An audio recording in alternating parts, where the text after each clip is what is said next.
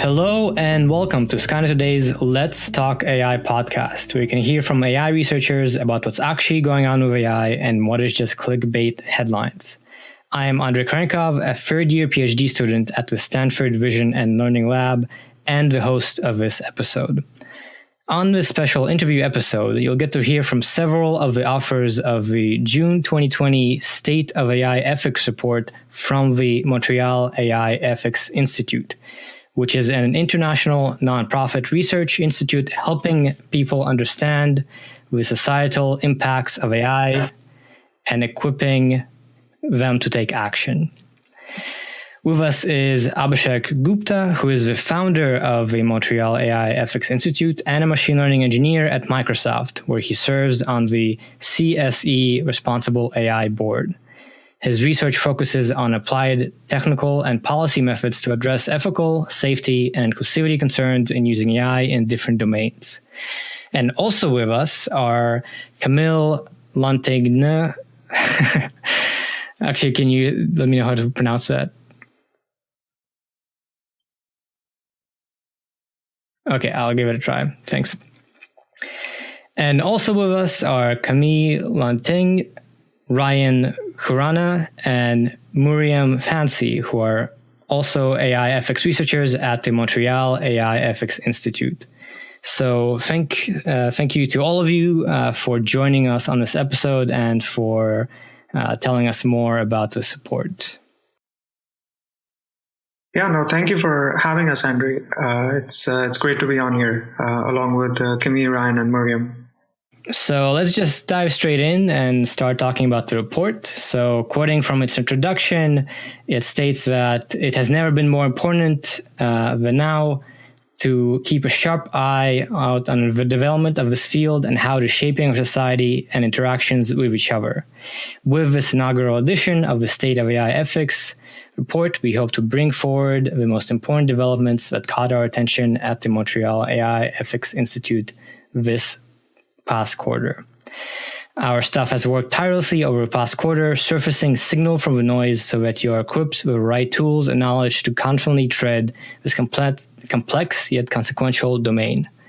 So I think that's a very clear motivation for why you created the report and what you hope people can get out of it. So can you maybe tell us more about the process of working on it and kind of how it came together to fulfill that aim? Yeah, no, absolutely. And I think 2019 was a great year in terms of people paying a lot of attention to this field of AI ethics, which is great because we have a lot of diversity of viewpoints and a lot of scholars and practitioners coming from not only the field of machine learning, but from other fields in the social sciences who've started to raise issues, try to propose solutions, and work together in coming up with things that are hopefully applied and practical. But one of the concerns of having a lot of people start to contribute to this space is that it can become hard for people whose primary job function is not responsible AI to navigate this space, to find the necessary pieces of knowledge, the necessary tools and techniques that they can apply to their research and work. And so that really was the motivation for us to compile the report. What we found was that we were doing this on a weekly basis with the newsletters that we put out. So our process of accumulating sort of the necessary bits of information and knowledge in this space are part serendipity and part systematic research. And the reason systematic research is something that everybody does, but we're also big believers in serendipity, and I think there is something to be said in terms of discovering some of the less popular works, if I may use that phrase. And the reason I say that is because a lot of the mainstream authors and academics and institutions from which you get some of this work are fairly easy to find and are amplified quite a bit. But there's also a lot of meaningful work being done by again, within quotes, lesser known scholars, but that is quite impactful. And finding those voices, elevating them, and amplifying the message of their research and the lessons learned from that, I think, is equally important. And so that's something that we've been actively trying to do, is to not only find some of the most impactful works from the large organizations, the more, quote unquote, influential authors, but also the ones coming from those who are maybe not as well known yet, those who are doing meaningful work. And sort of compiling that into the report, our goal was that it would be a little bit like, your handy reference for catching up on this very, very rapidly evolving field quickly, and use that as a guide for implementing some of these ideas into practice. I see. Yeah, it makes a lot of sense. Even as an AI researcher, I find myself barely keeping up with a lot of these different takes on AI and ethics. So it was, very exciting to see such a compilation. Maybe Camylle or Ryan or Muriam, can you pitch in how were you involved in the process?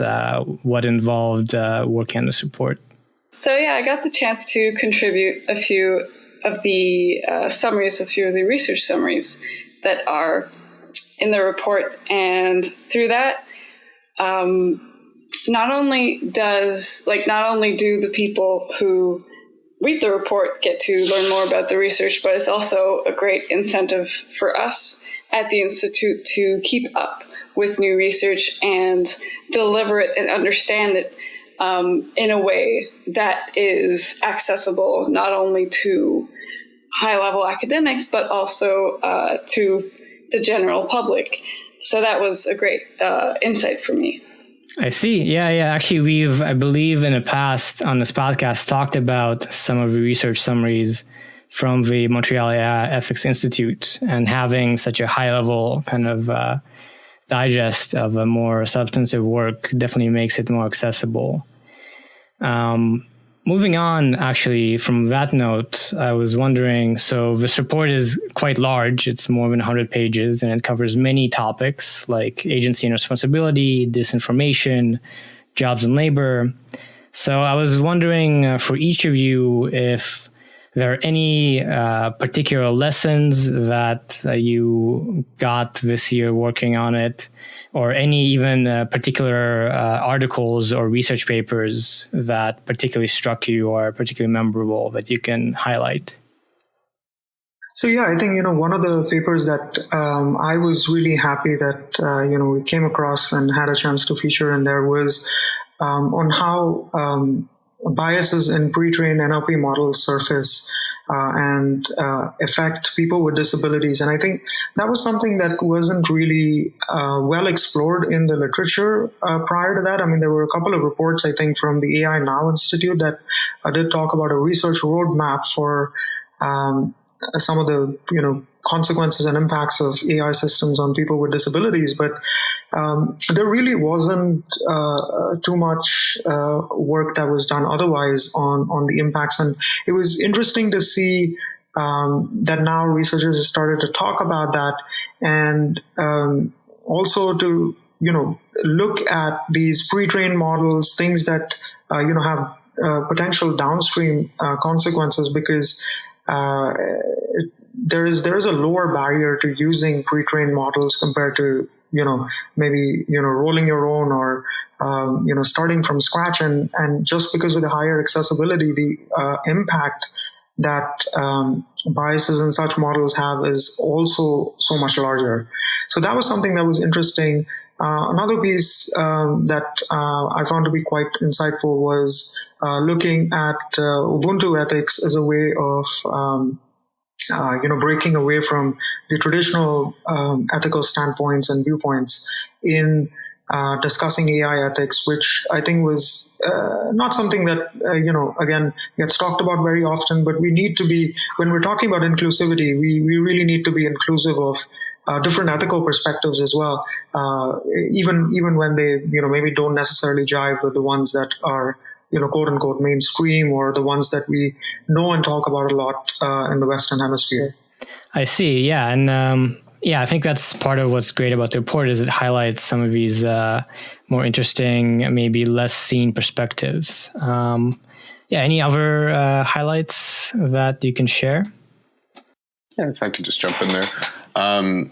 One of the most interesting sections I think is super valuable for people to read through is on the future of AI ethics. So there's 2 research papers that are summarized there that I think are quite critical for a lot of people who are both machine learning practitioners and people thinking about ethics.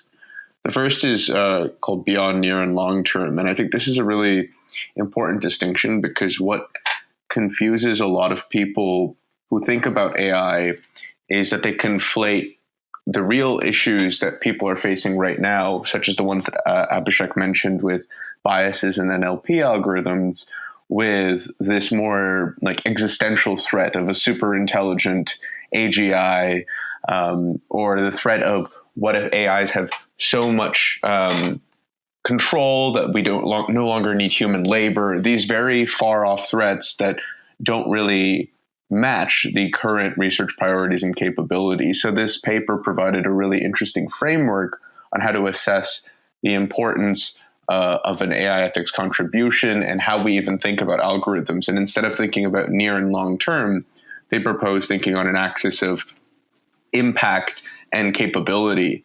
And the more the capability is somewhat detached from the existing capabilities, the less it seems like a prescient topic. The more that the impact is narrowed to something really specific, the less it also seems like a prescient topic. So it really helps reprioritize how we frame AI ethics. The other one that I think is really important was called Troubling Trends in Machine Learning Scholarship. And this, again, is really important because it highlights a lot of the ways people think about AI and the way that we think about the gains in AI as something that is not always really clearly understood. Like you can't easily quantify what progress looks like. And a lot of these examples that perform really well on toy problems don't necessarily generalize to the real world. And understanding that is important both for ML researchers and for people that are putting their trust in algorithms and deploying them into business contexts. And having that frame really helps you make a lot more ethical judgments going forward. So I think that kind of more general ethics framing work in this paper is super valuable for people to take into account. I see. Yeah, those are 2 really interesting ones. I think we actually talked about the Troubling Trends paper when you saw your summary on the website. So it was great to see. Maybe next we can talk with Muriam. What were some highlights for you? For sure. Particularly, my interest in AI goes really into the connection with regards to human rights and privacy. And so the law and governance and privacy sections were particularly interesting, especially with the highlight of its impact on certain communities, but also bringing into light the role of coronavirus and how surveillance in AI plays a big role in understanding people's human rights and how that's governed. And I would say translating surveillance tool into a virus tracker for democracies is a great example of an article that really speaks to some of those issues that I think Abhishek mentioned before, and same with Camylle, is that what Montreal AI Ethics Institute is trying to lay out what's happening with artificial intelligence for the public and not just for academics who are understanding what's going on in the space. And I think that section really did that really well for understanding how AI is playing in current events. Great. Yeah. And it's nice that it covers that span from talking about AI scholarship, as Ryan mentioned, and as you mentioned, talking about larger scale AI governance and topics like that. And to round things off, Camylle, did you have any particular articles or themes that you found maybe are highlights for you? Absolutely. I'll mention only 2. The first one I want to mention is actually the first summary that is presented in our report. So the title of the article is Robot Rights, Let's Talk About Human Welfare Instead. To me, that is a very important paper because I remember when I first started in the space of AI ethics, I thought robot rights were very interesting and important, and they're kind of a very flashy subject. This topic tends to garner a lot of attention because it's quite shocking to people. It plays into our ideas of science fiction and robots being conscious. But unfortunately, I don't think that robot rights are a very pressing issue. And so I was really happy to see this article, this research paper highlighted here, because I think we really need to shift the conversation, as the paper highlights, towards human issues and not rights for robots. So the second paper I want to highlight is towards the systematic reporting of the energy and carbon footprints of machine learning. That's by Henderson and colleagues. And so this paper, I actually had the chance to write the summary for it. And it strikes me as very important because we don't hear a lot about the impacts of machine learning and AI on the environment, on our climate yet. It's not such a hot issue, but I personally think it should be. And I guess I'm somewhat biased here because I am working on these issues in my own work. But I was very, very happy to be given the opportunity to work on this specific paper, more largely on the topic of the carbon impact of ML, because it's so new still, and it should really be more broadly explored.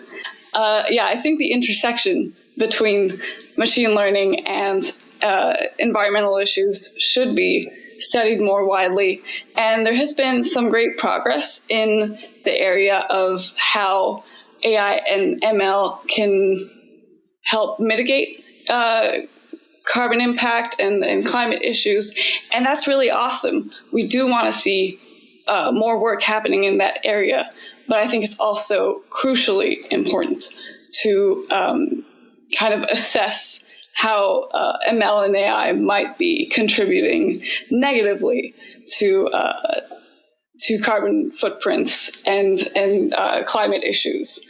So I thought that was a very vital perspective, and I hope we hear more about it in the future. Great. Yeah, actually, I really like that work by Henderson et al. Henderson, I think, is at Stanford doing some very cool work. And I think I saw also that paper on robot welfare, and I thought it was very, very accurate to say that, you know, it's good to have these theoretical concerns, but there's more to it with humans.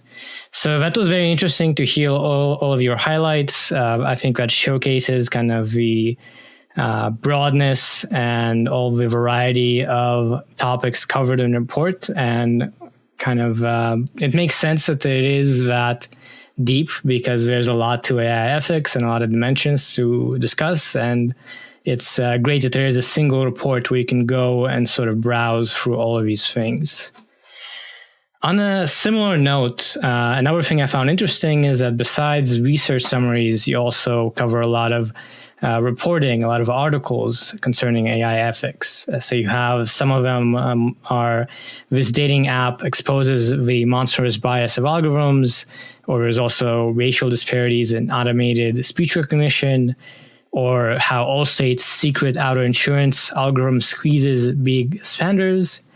And it's interesting to see all these articles because it's something we talk a lot about on this podcast is AI news, and actually seeing how AI is already out in the world and how there are actual current problems with it that people should be aware of and kind of avoid.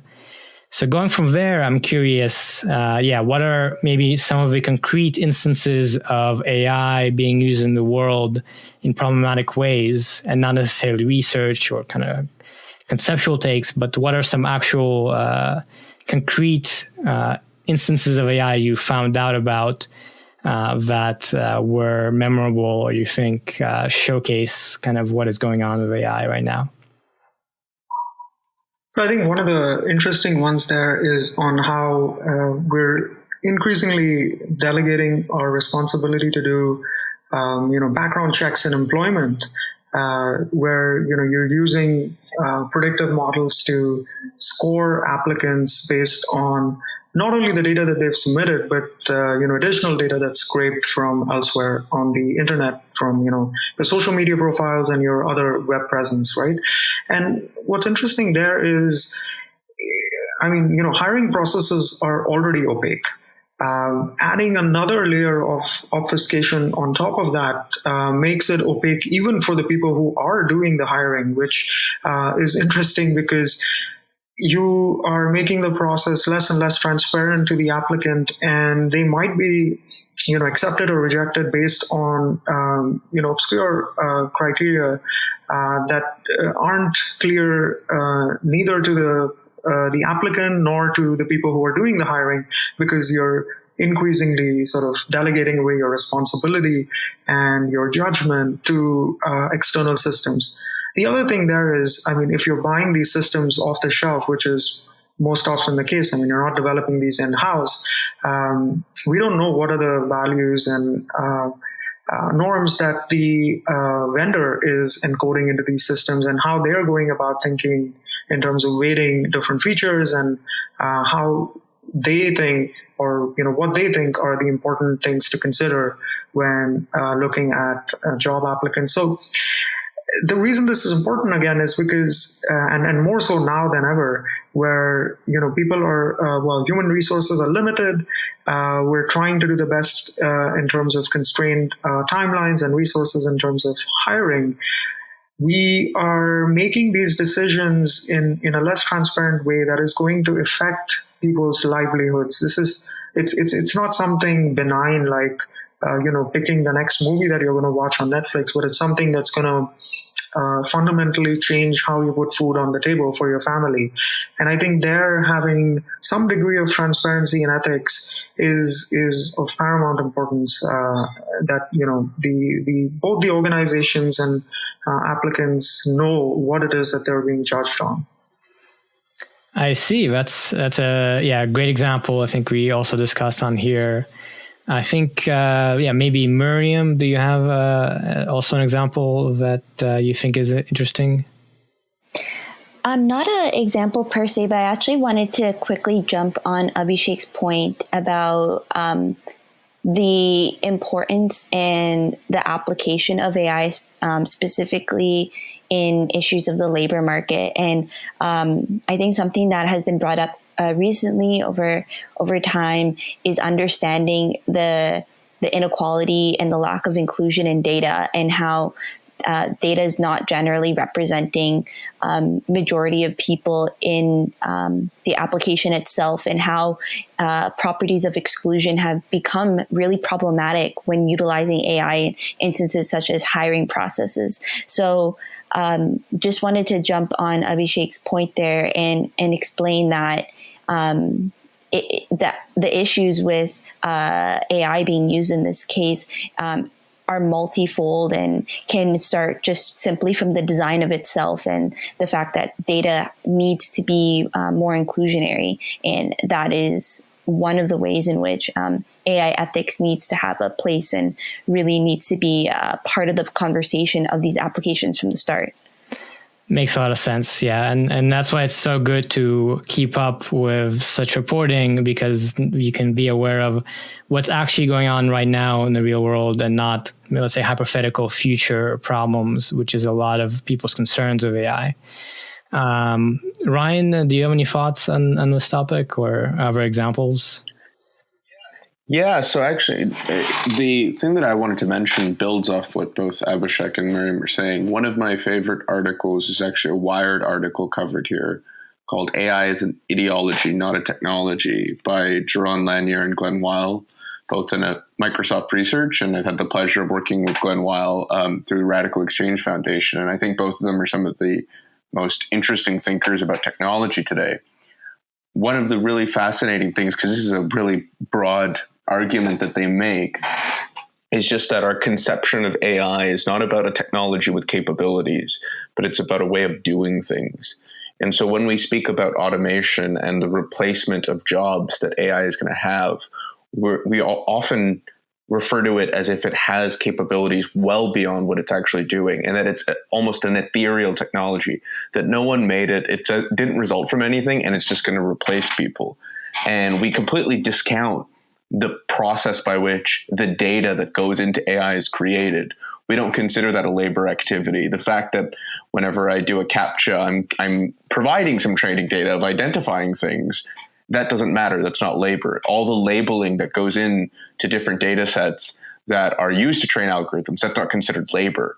And so this is a really ideological point, that what is considered labor and what isn't is decided by the people who have power at the moment. And it's a really interesting thing where they also go into this idea that, we speak of automation even in things that we fail to automate. But that's because there's this view that, it's not that we can't automate it, it's we can't automate it yet. That human labor that we view as less important, it's always replaceable. It's just not replaceable right now.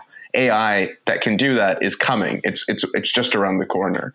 And this entire way of thinking pervades a lot of how the hype and the buzz around a lot of AI investments are made. And even if you're a well-intentioned researcher who is pushing things further, you have the incentive to present your ideas in this way. And obviously there are some people who think that, they're just one step away from an AGI. So they truly believe their own hype. But all of this creates this pervasive discounting of the actual labor that goes in. It makes us have anxieties well beyond the actual capabilities of a technology. And it makes it far more than just a capacity of what a technology can do. It makes it a way of viewing work and the economy and social relations. And so that presentation makes the impact of AI very radical, and it allows us to understand why we have these ethical concerns to begin with. I see. That's a great example. And it does speak to, I think, one of our goals of this podcast is to try and get across from the perspective of AI researchers. I mean, what is even AI, right? What is it concretely right now in the real world? What are its limitations? All these things that maybe are still percolating through the broader culture, and we are even still figuring out. And that's why it's really good to be aware of resources like this report that speak to that question. Speaking to this point around hype based on how AI is viewed, I think it's fair to say there's been a lot of hype building up about AI in the past decade, and part of why that is incorrect perceptions of what it is versus what people think it might be.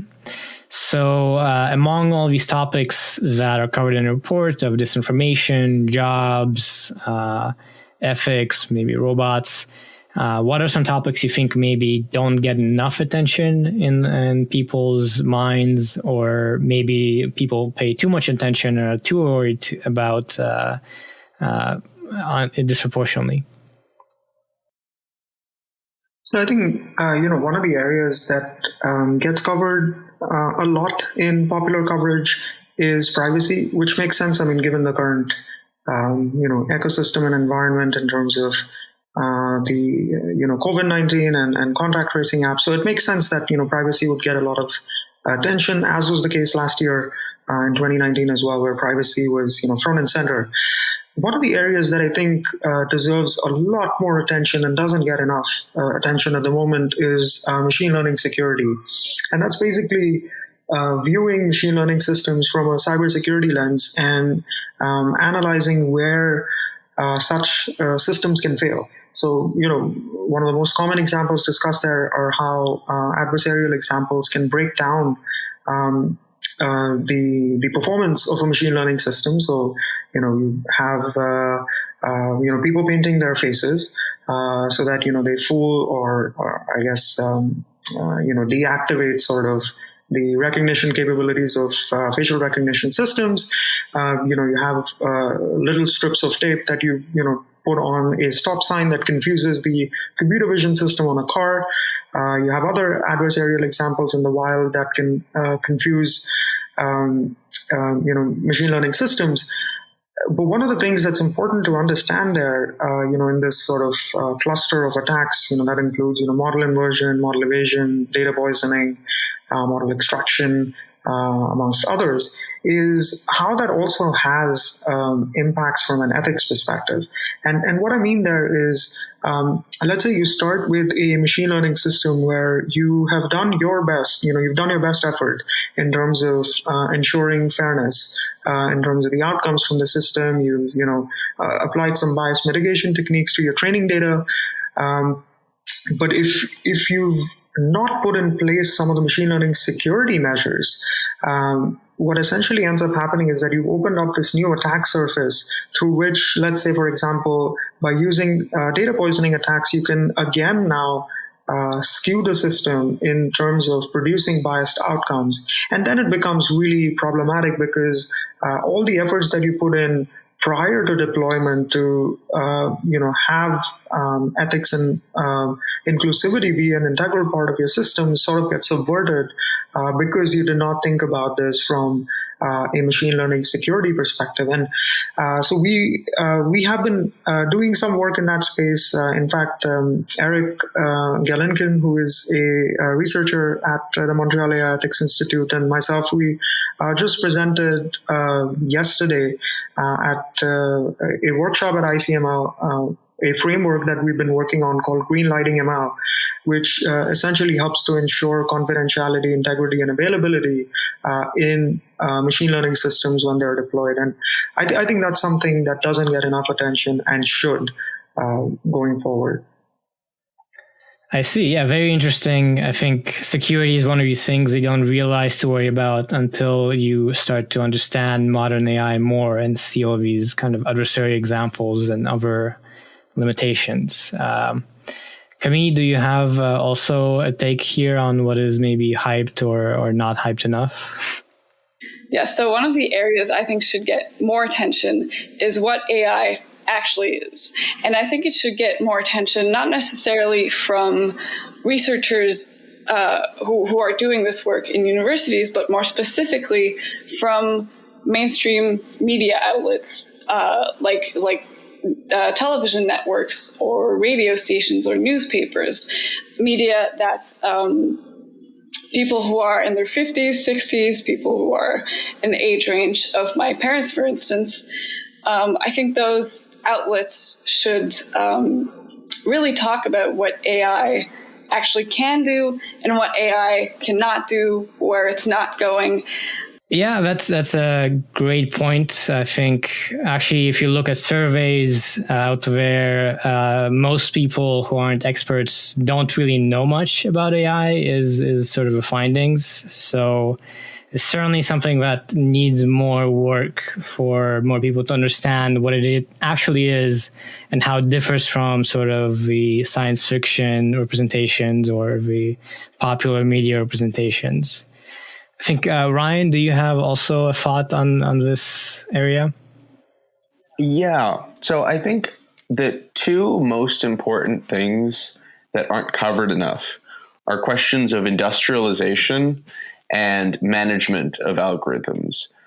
So you mentioned AI hype earlier, and I think it's quite dangerous that the incentives for everyone in the system, be they researchers, be they venture capitalists, be they managers, or be they budding data scientists in industry, is to overstate what they can do. And as a result, there's so much attention given to it.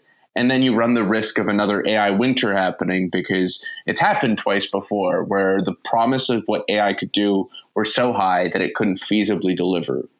And one of the concepts that I think is really unique and important to talk about is this idea that instead of going to a winter, we should be entering into an autumn, where our emphasis on, beating the state of the art on toy problems should no longer be, our sole focus.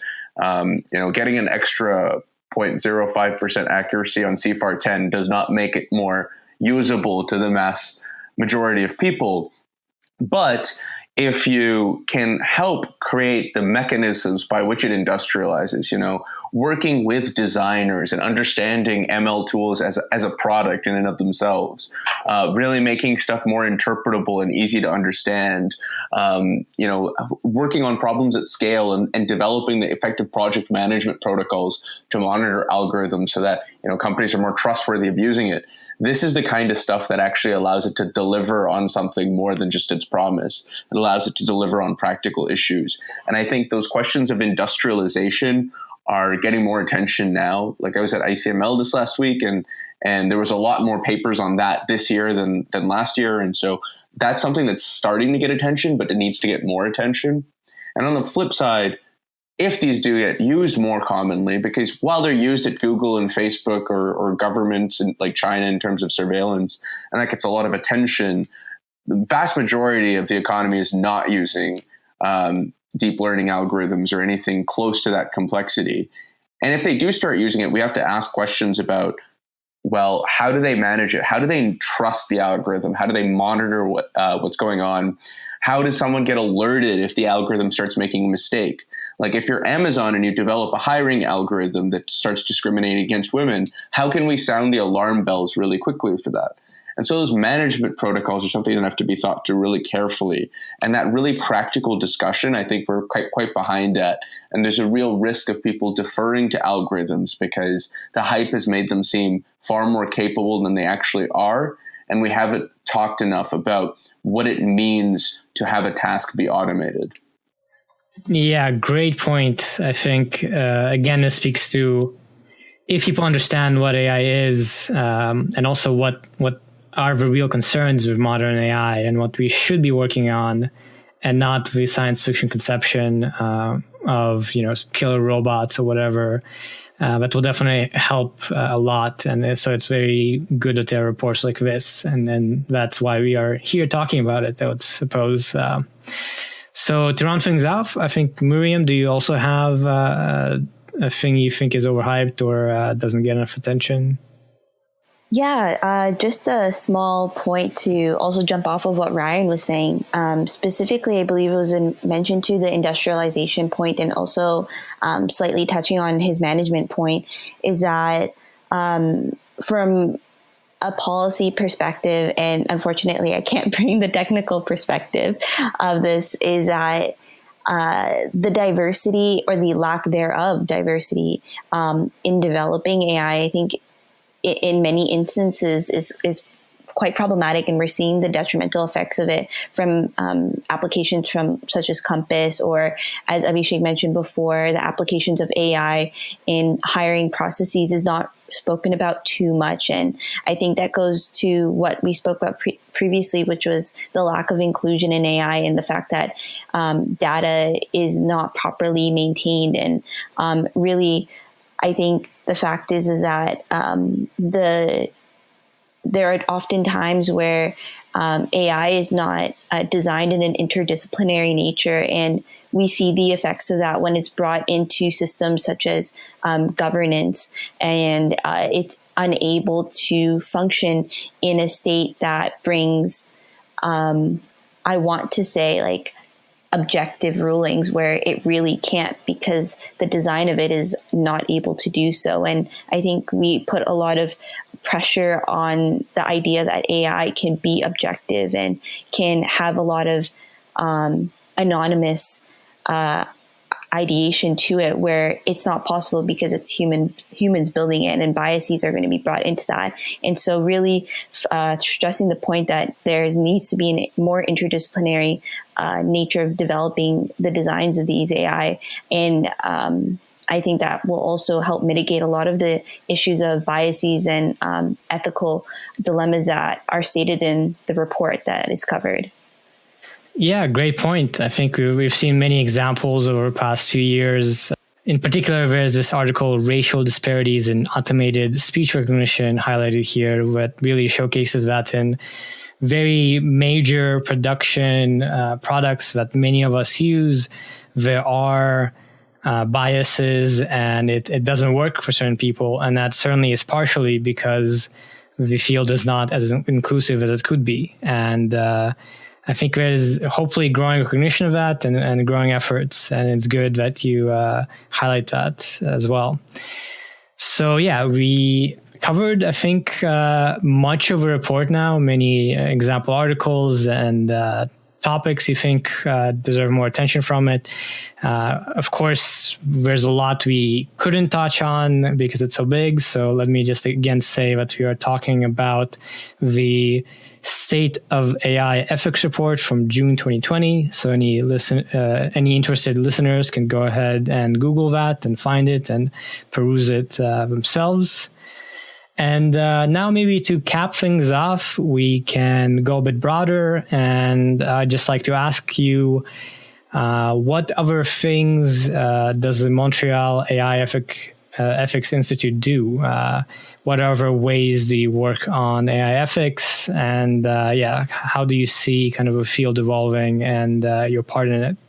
So I think the biggest thing there, Andre, is that we firmly believe in equipping and empowering everyday citizens, diverse stakeholders in shaping some of these technical and policy measures. And that's really at the heart of all of the work that we do. And, part of that work manifests itself through the public workshops that we host that help to build competence in this space, adding nuance to the discussions, helping people really understand what some of the concerns are, but also how to take some of these lessons and implement them in practice in their own research and work.